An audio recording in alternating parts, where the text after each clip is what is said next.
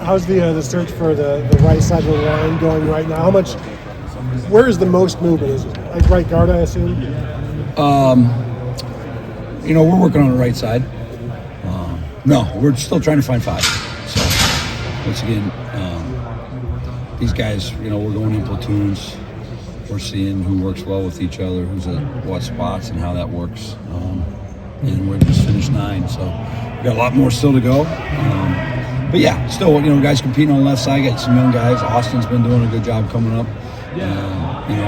Donovan himself, had a really good plan in off season coming out, and he's been attacking that stuff. The second level and some of the stuff we really honed in on. But just as a whole, like the whole group, we're still trying to find those 5 and what that is. I don't have an answer. I'll keep bouncing back to that question over and over. But good gradable reps versus obviously a good defensive front. So as we come out of this thing, we're gonna be well, have a good picture for where we're headed. What do you need to know by the end of spring? Well, you want to just by grading. As we grade, you can see the guys that grade.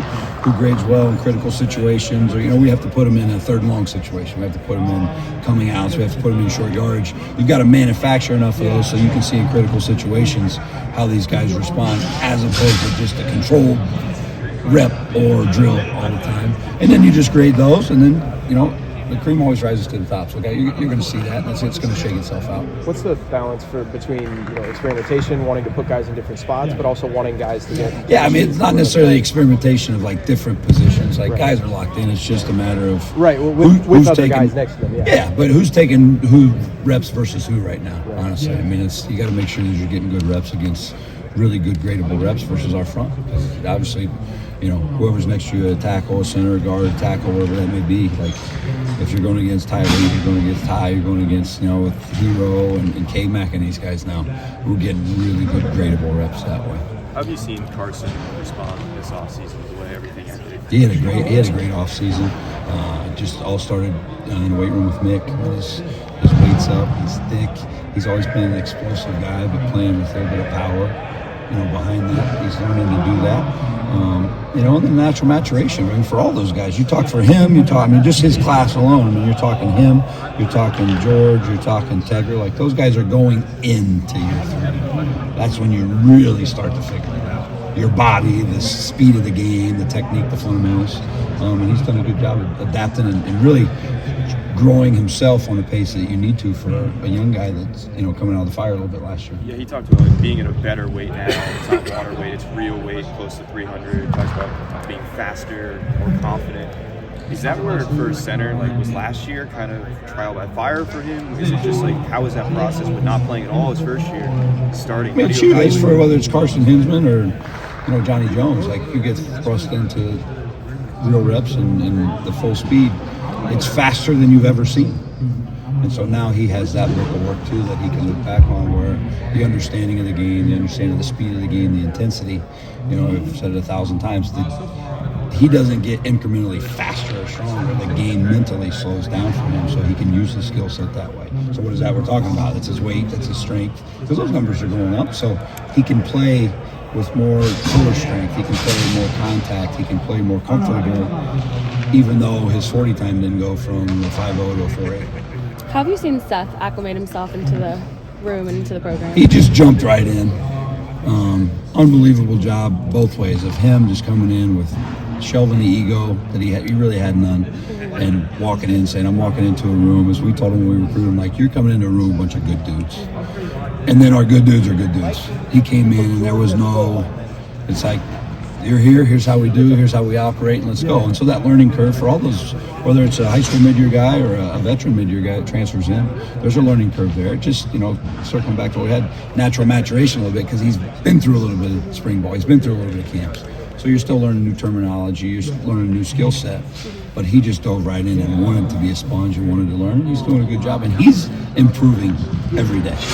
So that's what's making the battle and the competition, all these graded snaps, really, good for us, is because they all have that mindset. So from Seth, awesome. The unit and the group, awesome, because there was no combativeness to it. It was, let's get in, let's go, let's compete, and then let the guys win.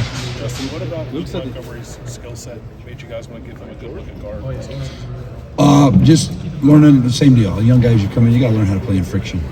So having, 3-tech, having a 2-eye, having those guys like right in front of him, that every time you take one of those reps and you're out of your base or you're in your base, you feel the good, you feel the bad. So being more consistent that way, you can't make moves or shift guys if they're not mentally there. And so for him, he's got a pretty good football FQ. So he's growing every day. He's working and he's getting beat every day too, and he's learning from those. So in the springtime, we have a saying in our room, we're like, in the spring it's yes and it's no, and the no is K-N-O-W. Why didn't the rep work? What happened? And how do I make sure I don't repeat the same mistake? And so whether he's coming in and watching the tape on his own and then coming with questions, he's grabbing me and watching tape with me, or we're coming and doing stuff as a unit, he's learning so that same deal, the game can slow down and he gets more comfortable in friction. So, his weight's up, his strength's up, he's spent an off season with Nick. There's a lot of development that still has to be had. Obviously not a finished product, but being able mentally for a guy to handle that, helps a lot. Are there any concern might be the word, but like similar to Carson in his weight and his power in the right places on the inside? Do you have to monitor that with Luke as well? Because he just seems kind of like a leaner guy. Luke, a leaner guy? Yeah. Did you tell him that? He paid you to say that? He did not pay me to say it, but I will take it. That might be the first time he ever heard that in his life. My opinion. No. Like Luke, Carson, whoever it may be, that jump of 18 to 19, 19 to 20-year-old kid, that plays a lot into it too.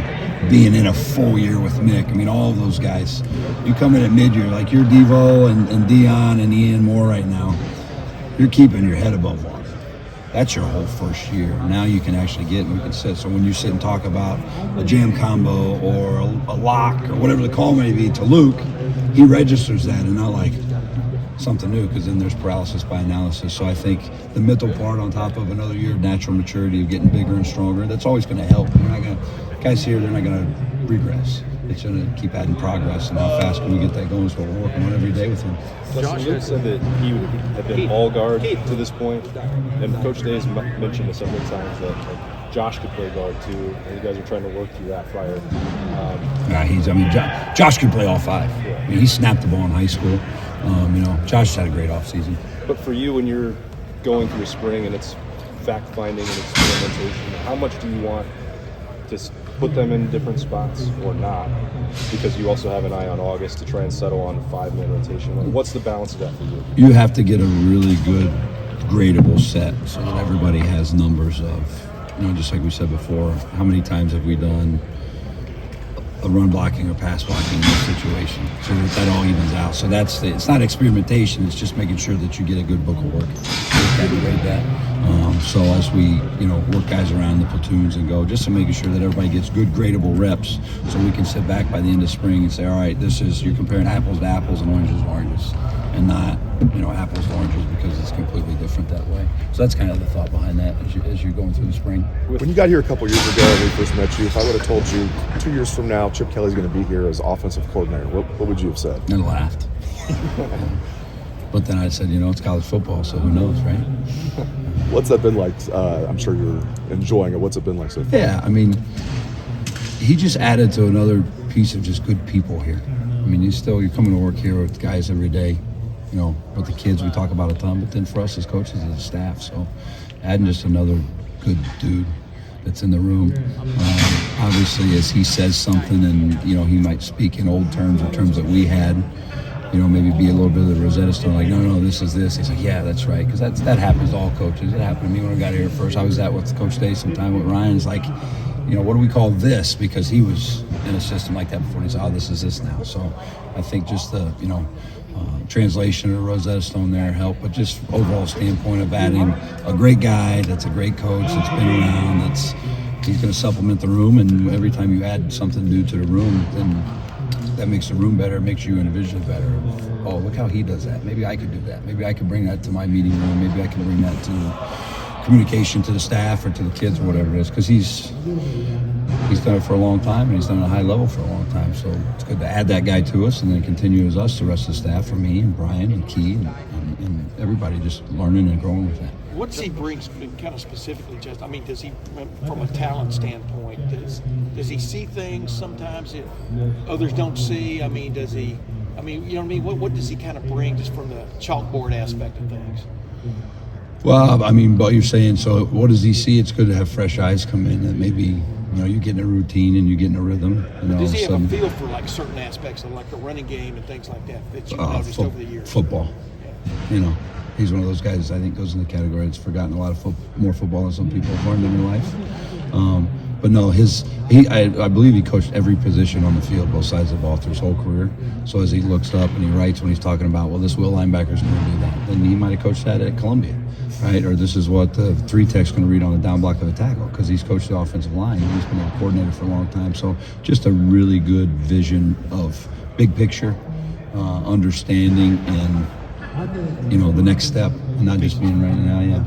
I asked Tegra if he had a theme or whatever to this spring, because I mean, this seems kind of like not a make it or break it time for him, but the time to step up and step in. His point was nobody cares. Nobody cares what struggles you have or whatever. You got to go out there on the field and get the job done. I mean, it's from play to play. If you notice anything different about Tegra, what do you see about Tegra? Yeah, he was competing his butt off. I mean, he's kind of living that way. That's why we have that the red line over there. When you cross the line, Coach State talks about that. Here, it's the game doesn't care. You're off the field. You got to come out and step out and do your job. It doesn't care about anything off the field. Right? And that can sound really negative and harsh, but then it also, if you just spin your tone, isn't it beautiful that the game doesn't care? It doesn't care your skin color, your socioeconomic background, where you've come from.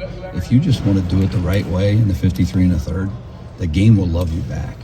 And so I think it's the approach mentally that guys take that way. So yeah, for Tegra, he's taking that approach. He wants to come in and be a guy.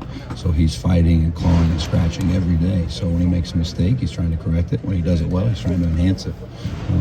And that's what competitive people do, and that's what he showed up to do. So that's good that he said that. What's his command on the field been like as a center? And is that difficult when you're coming into a new offensive line to have that? Or is there something innate about the center position, if you've been experienced at it like he has, where you kind of have that, command on the field over with any offensive line? Sorry, start over again. You're saying the comfort of center with who now? Seth. Okay. Yeah, I'm saying, how has his command of the field been, and has it been difficult, to adjust for him if he's to have a certain level of on-field command, at that center position with the new offense? Yeah, I mean, the on command is just great communication, getting everybody on the same page. Yes, having a bunch of banked reps helps, but then when you do come into a new offense, just like we talked, with Chip a little bit earlier. He might have called it yellow and we call it green or something. I'm just making stuff up, but the transition of that in your head to get going with that. But yeah, the comfort of having a ball in your hand, having a guy. I mean, you talk about acclimatization of football, play one-handed and have, Tyleek this far from your face.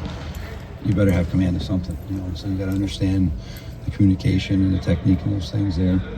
So yeah, I think him coming into a new place, the game's not as fast as it probably would be for a younger guy. But also there's mistakes there that he can learn from and grow from. And the same day, the one thing we're not having concerns with, or we're not driving right now, is the guys just competing and trying to get better after a mistake, or like we said with Tegra, enhancing, as they've done some stuff really well, and he's adapted to that really well. Carson says he's been all center this spring. And is it the same for Seth? And how do you assess their ability to play center versus guard? And just could they do both for you guys? They both have been repping at center, yeah, for the competition aspect. Could they roll out and play guard? Yeah, probably both of them could. How do you assess that? You just got to give them a bunch of guard reps. But if you thin guys out too much that way, then that's not good coaching, So we got a good plan with everybody, those two guys included, as we're moving ahead. But yeah, they've been really working at center position right now, both of them. Josh, you asked about Josh Signature. No, I haven't. He obviously came after spring practice last year, had his ups and downs during the season. How's he been this spring? Kind of speak to what the challenge must have been for him last year, not having spring practice, stepping in and playing that position all year with an inexperienced quarterback. Yeah, same deal. He's been here not even a full year yet. So coming in the summer, doing what he did, coming in through the fall, and then now, the same with him. It's not like a broken record. I think the game's slowing down for him. Those mistakes that may have showed up, or the questions that he had through the fall and as we got going through the season, those are starting to race a little bit, which is good.